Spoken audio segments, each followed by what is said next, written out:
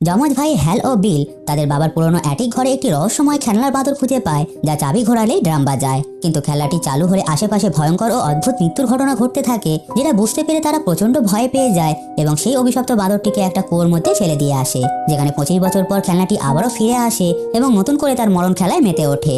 এখন এই পরিস্থিতিতে ছেলে পিটকে নিয়ে হ্যাল এবং বিল আবারও একত্রিত হয়ে পারবে কি এই অভিশপ্ত খেলনাটিকে ধ্বংস করতে? জানতে হলে দেখতে হবে আজকের এই কাহিনীটি। তাহলে চলুন আর বেশি দেরি না করে ভিডিওটি শুরু করা যাক।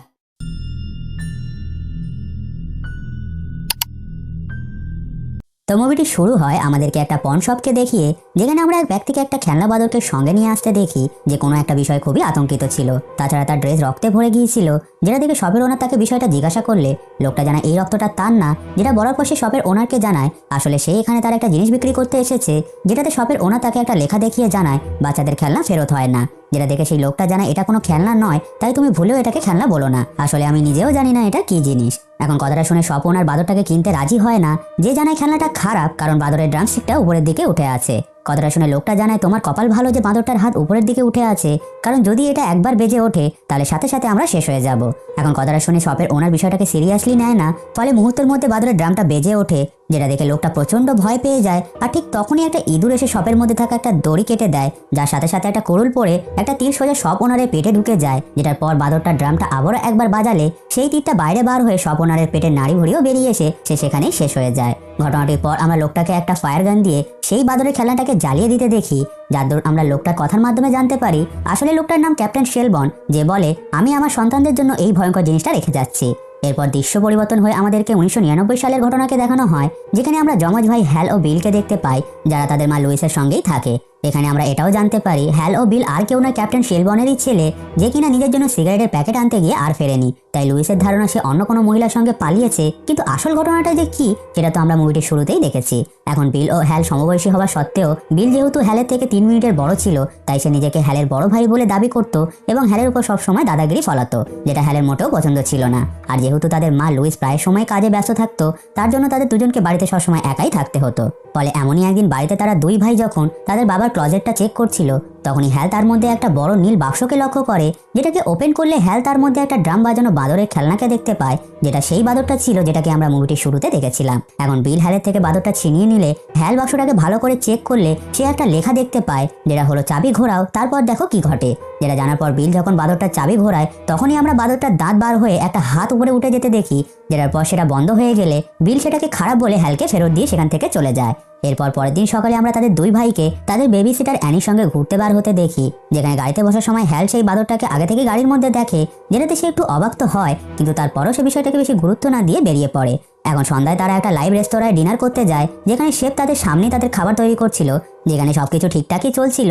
কিন্তু হঠাৎ করে গাড়ির মধ্যে থাকা সেই খেলনা বাদরটা তার ড্রাম বাজাতে শুরু করে দেয়, যার পরক্ষণে রেস্তোরাঁ শেফের ছুরিটা ভুল করে অ্যানার গলায় লেগে তার মাথা ধর থেকে আলাদা হয়ে যায়। যেখানে এই দৃশ্যটা দেখে আমরা বুঝতে পারি এই অভিশপ্ত বাদরটা তার ড্রাম বাজালে কারোর না কারোর মৃত্যু নিশ্চিত হবে। এরপর দৃশ্য পরিবর্তন হয়ে আমাদেরকে চার্চকে দেখানো হয়, যেখানে অ্যানার শেষ কাজ হওয়ার পর হ্যাল ও বিলের মা তাদের দুজনকে সান্ত্বনা দিয়ে বোঝায় যে একদিন না একদিন সবাইকেই মরতে হবে, যেটা বলার পর তারা বাড়ি ফিরে নাচ গান করতে লাগে, যেটা একটু অদ্ভুত ছিল। এখন পরের দিন সকালে স্কুল থেকে বাড়ি ফিরে হ্যাল যখন তার রুমে যায়, তখন সে লক্ষ্য করে সেই খেলনা বাদরটা তার রুমে একটা টেবিলের উপরে রাখা আছে, যেটা দেখে সে সাথে সাথে তার মাকে জিজ্ঞাসা করে সে তাদের বাবার এই ফালতু বাদরটাকে রুমের মধ্যে কেন রেখেছে। উত্তরে লুইস জানায় সে তো ভালোভাবেই জানে যে সে তাদের বাবার কোনো জিনিসেই হাত দেয় না। যেটা শুনে হ্যাল একটু আতঙ্কিত হয়ে যায়, যার জন্য সে রাতে বাদরটার সামনে গিয়ে তাকে জিজ্ঞাসা করে যে তাদের বেবি সিটারের মৃত্যুর পিছনে তার হাত আছে কিনা। যেটা বলে সে শেষ করেই ছিল, তখনই সেখানে বিল চলে আসে, যে আবারও হ্যালকে বুলি করতে শুরু করে দেয় এবং সেই বাদরও তাকে নিয়ে কিছু বাজে বাজে কথা বলতে থাকে।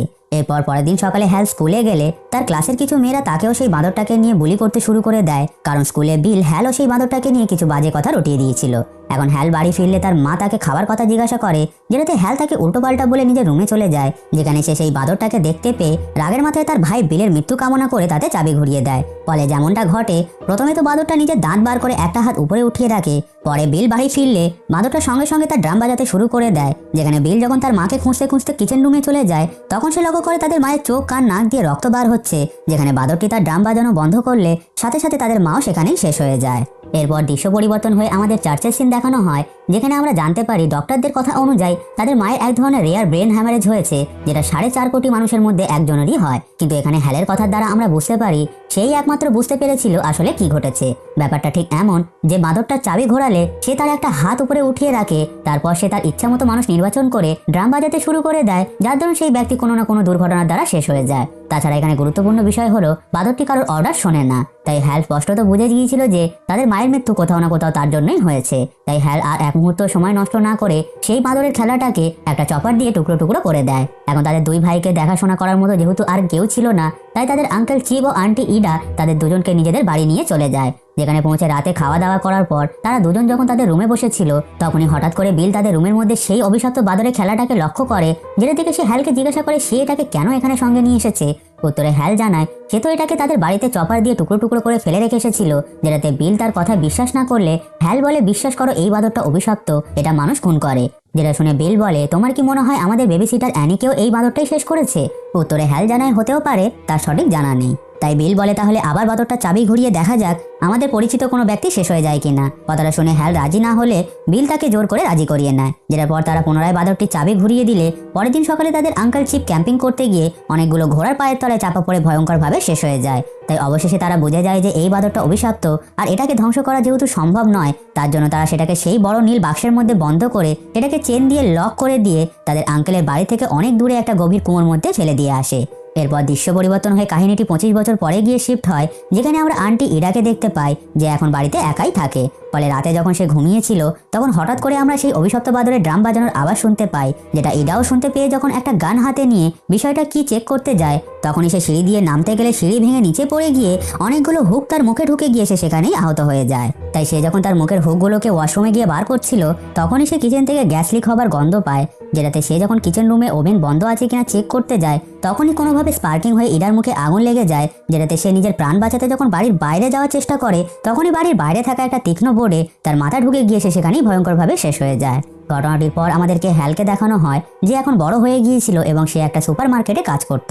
এখানে হ্যালের কথার মাধ্যমে আমরা জানতে পারি হ্যাল তার ভাই বিলের থেকে অনেক বছর আগে সমস্ত কন্ট্যাক্ট হারিয়ে ফেলেছে, যেটাতে সে অনেক বেশি খুশি আছে। তাছাড়া হ্যালের কোনো বন্ধু বান্ধবও ছিল না, আর সে যথেষ্ট চেষ্টা করতো তার পরিবার ও আত্মীয় স্বজন থেকে দূরে দূরে থাকতে, যাতে করে কোনো সময় যদি সেই অভিশপ্ত বাঁদরটা ফিরেও আসে সে যেন তার কাছের মানুষদেরকে কোনো ক্ষতি করতে না পারে। এরপর আমরা হ্যালকে তার ম্যানেজারের কাছে গিয়ে আজকে একটু তাড়াতাড়ি ছুটি চাইতে দেখি, কারণ আজ তাকে তার ছেলেকে পিক করতে যাওয়ার ছিল। এখন তার ছেলে আছে শুনে ম্যানেজার একটু অবাক তো হয়, কিন্তু তার পরেও সে রাজি হয়ে যায়। পরবর্তী সিনে আমরা হ্যালকে তার এক্স ওয়াইফের বাড়িতে যেতে দেখি, যেখানে তাদের কথাবার্তার দরুন আমরা জানতে পারি আসলে হ্যালের সঙ্গে তার স্ত্রীর ডিভোর্স হয়ে গিয়েছে, যে এখন তার দ্বিতীয় স্বামীর সঙ্গেই থাকে। তাই হ্যাল প্রতি সপ্তাহে একবার করে তাদের ছেলে পিটারের সঙ্গে দেখা করতে এখানেই আসতো। কিন্তু আজকে এখানে এসে সে জানতে পারে তার এক্স ওয়াইফ ও ওয়াইফের স্বামী মিলে পুরোপুরিভাবে তাদের ছেলের পিটের কাস্টাডি নিয়ে নিচ্ছে, যেটার পর থেকে হ্যাল আর তার ছেলের সঙ্গে দেখা করতে পারবে না। তাই তার কাছে মাত্র 1 সপ্তাহই সময় আছে, তাই সে যেন তার ছেলের সঙ্গে শেষবারের মতো সময় কাটিয়ে নেয়। এখন এগুলো শুনে হ্যাল প্রচন্ড কষ্ট তো পায়, কিন্তু তার যেহেতু কিছুই করার থাকে না, তার জন্য সে তার ছেলে পিটকে নিয়ে ঘুরতে বেরিয়ে পড়ে। যেখানে রাতে তারা একটা মোটেলে গিয়ে রাত কাটায়, যার দরুন পিট হ্যালকে জিজ্ঞাসা করে যে তার কোনো ভাই বোন আছে কিনা। উত্তরে হ্যাল পিটের সঙ্গে মিথ্যা বলে দেয় যে না, আমার কোনো ভাই নেই। এরপর তারা ডিনার করে ঘুমিয়ে পড়লে রাতে হ্যাল একটা দুঃস্বপ্ন দেখে, যার মাধ্যমে সে সেই অভিশপ্ত বাঁদরটাকে দেখতে পায় যে ড্রাম বাজানোর সাথে সাথে কেউ যেন তাকে টুকরো টুকরো করছে।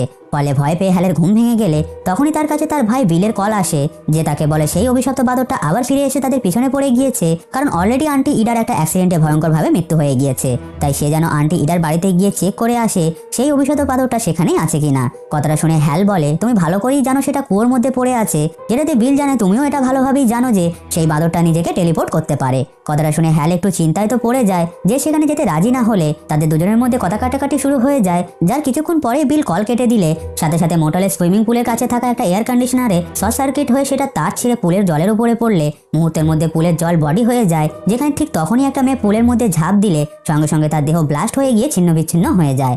এখন এই ভয়ঙ্কর দৃশ্যটা দেখে হ্যাল প্রচন্ড ভয় পেয়ে যায়, যে বুঝে যায় যে এই অভিশপ্ত বাঁদরটা এতটাই ভয়ঙ্কর যে তার নাম পর্যন্ত নিলে আশেপাশের কোনো না কোনো মানুষের মৃত্যু ঘটে। তাই হ্যাল আর এক মুহূর্ত সময় নষ্ট না করে সাথে সাথে তার ছেলে পিটকে ঘুম থেকে তুলে তাকে নিয়ে সেই মোটল থেকে বেরিয়ে বাড়ি দিয়ে আসার কথা বললে পিট জেদ করতে লাগে যে সে হ্যালের আন্টি ইডার বাড়িতে যাবে। তাই বাধ্য হয়ে সে তাকে সেখানে নিয়ে যায়, যেখানে পৌঁছে তাদের একজন রিয়েল এস্টেট এজেন্ট বারবারার সঙ্গে দেখা হয়, যে ইডের মৃত্যুর পর তার বাড়িটার অকশনের দায়িত্বে ছিল।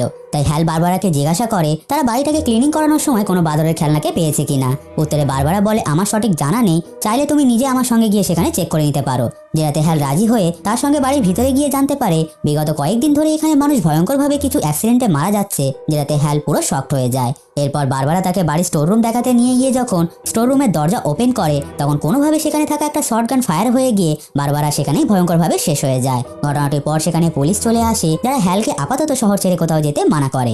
এরপর পুলিশের টিম বারবারার বডিটাকে নিয়ে সেখান থেকে চলে গেলে আমরা হ্যালকে বাড়িটাকে ভালো করে চেক করতে দেখি, যেখানে অনেক খোঁজাখুঁজি করার পরও সে কোনোভাবে সেই অভিশপ্ত বাদরটাকে খুঁজে পায় না। তখনই বাড়ির টেলিফোন বেজে উঠলে হ্যাল যখন সেটাকে রিসিভ করে তখন অপর প্রান্ত থেকে বিল কথা বলতে লাগে, যেটা বুঝতে পেরে হ্যাল তাকে জানায় সে বাড়িটাকে তন্ন করে খুঁজেছে কিন্তু কোথাও সে সেই বাদরটাকে খুঁজে পায়নি। যেটা শুনে বিল তাকে মোটলে ফিরে গিয়ে তার সিগনালে অপেক্ষা করতে বললে হ্যাল যখন জিজ্ঞাসা করে তুমি কি শহরের মধ্যেই আছো, তখন বিল তার প্রশ্নের কোনো উত্তর না দিয়ে কলটাকে ডিসকানেক্ট করে দেয়। তাই হ্যাল বিলকে কল করার জন্য যখন টেলিফোন ডাইরেক্টরি থেকে তার নাম্বার খোঁজার চেষ্টা করে তখন সে সেখানে বিলের নাম্বার তো পায় না, কিন্তু পরিবর্তে সে সেখানে মিসেস মাঙ্কি নামে একজনের নাম্বার পেয়ে যায়, যেটাতে কল করলে সে বিলের ভয়েস নোট শুনতে পায়। যেটা শোনার সাথে সাথে হ্যাল বুঝে যায় যে বিল এই শহরেই আছে এবং এই সমস্ত দুর্ঘটনা সেই ঘটাচ্ছে।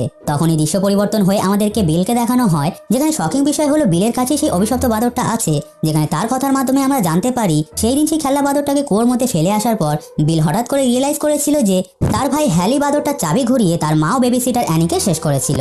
তাই সে হ্যালের থেকে বদলা নেওয়ার জন্য পুনরায় সেই কুয়োর কাছে গিয়ে বাদরটাকে বার করার জন্য কুয়োর নিচে নেমেছিল, কিন্তু সে সেখানে শুধুমাত্র বাদরটার চাবিটাকেই খুঁজে পেয়েছিল, বাদরটাকে নয়, যার জন্য সে সেটাকে অনেক জায়গায় খোঁজার চেষ্টা করে কিন্তু পায় না। এরপর কিছু বছর পেরিয়ে গেলে সে হঠাৎ একদিন সেই অভিশপ্ত বাদরটাকে রিকি নামে একটা ছেলের থেকে কিনে নেয়, যে সেটাকে একটা অকশনের মধ্যে কিনেছিল। এখন সেই অভিশপ্ত বাদরটাকে ফিরে পেয়ে বিল তার বদলা নেওয়ার জন্য চাবি ঘুরিয়ে এই ভয়ঙ্কর মৃত্যু খেলায় মেতে ওঠে, যাতে করে অবশেষে সে তার ভাই হ্যালকে শেষ করতে পারে। এরপর বর্তমানে আমরা তার বাড়িতে রিকি নামে সেই ছেলেটাকে আসতে দেখি, যে বিলের কাছে তার বিক্রি করা সেই বাদরটাকে ফিরিয়ে দিতে বলে, কারণ সেটার সঙ্গে তার বাবা স্মৃতি জড়িয়েছিল। আসলে ছোটবেলায় তার বাবা তাকে ঠিক এই একই ধরনের বাদরের খেলা গিফট করেছিল, কিন্তু বিল তাকে সেটা ফেরত দিতে মানা করে তাকে সেখান থেকে তাড়িয়ে দিলে রেগে গিয়ে রিকি বাড়ি ফিরে তার বাবার ইউনিফর্ম ও গান নিয়ে আন্টি ইডার বাড়িতে চলে যায়, কারণ সে সেখানে বিলের ভাই ও তার ছেলেকে অলরেডি দেখে নিয়েছিল।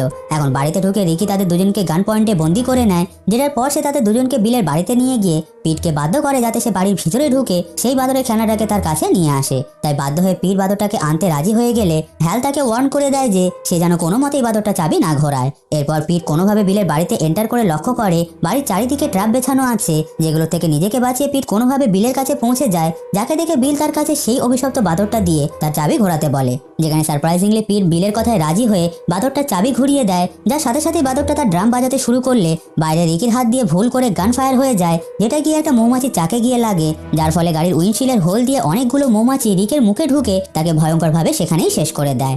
ঘটনাটির পর হ্যাল নিজের ছেলেকে বাঁচাতে গাড়ি থেকে বার হয়ে বিলের বাড়ির ভিতরে চলে যায়। অন্যদিকে বাড়ির মধ্যে বিল হ্যালের গলার আওয়াজ শুনে বুঝে যায় যে সে এখনো বেঁচে আছে, যার জন্য সে পিটের হাত থেকে বাদরটাকে কেড়ে নিয়ে তাকে দূরে সরিয়ে দিয়ে জোর করে বাদরটার ড্রাম বাজানোর চেষ্টা করতে লাগে, কিন্তু অনেক জোর লাগানোর পরেও সে বাদরটার ড্রাম বাজাতে পারে না এবং এক ঝটকায় মাটিতে লুটিয়ে পড়ে। তখনই আমরা সেই অভিশপ্ত বাদরটার চোখের কালার পরিবর্তন হয়ে যেতে দেখি, যে হঠাৎ করে অ্যাগ্রেসিভ ভাবে ড্রাম বাজাতে শুরু করে দেয়, যার ফলে শহরের উপর দিয়ে যাওয়া একটা এরোপ্লেন ক্র্যাশ হয়ে যায় এবং বিলের বাড়ির ছাদ ভেঙে মানুষের মৃতদেহ পড়তে শুরু করে।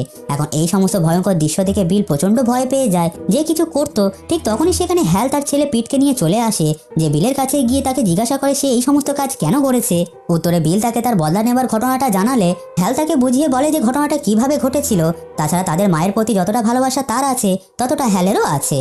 এখন এই সব কিছু জানার পর অবশেষে তারা দুই ভাই আবারও মিলে যায়, যেটার পর তারা সেখান থেকে বার হতে যাবে, ঠিক তখনই বাদরটা আবারও একবার ড্রাম বাজায়, যার ফলে বিল তার নিজের ট্রাপে ভয়ঙ্করভাবে শেষ হয়ে যায়। এরপর মুভিটির শেষ সিনে আমরা হ্যাল ও তার ছেলে পিটকে শহর ছেড়ে চলে যেতে দেখি, যারা রাস্তায় শহরের সমস্ত মানুষকে কোনো না কোনো ভয়ঙ্কর অ্যাক্সিডেন্টে শেষ হয়ে যেতে দেখে। ঠিক তখনই আমরা তাদের গাড়ির ব্যাক সিটে সেই অভিশপ্ত বাদরটাকে বসে থাকতে দেখি, যার পরক্ষণেই তারা তাদের সামনে একটা হর্সম্যানের ঘোষকে ক্রস করতে দেখে, যেটার সাথে সাথে মুভিটি এখানেই শেষ হয়ে যায়।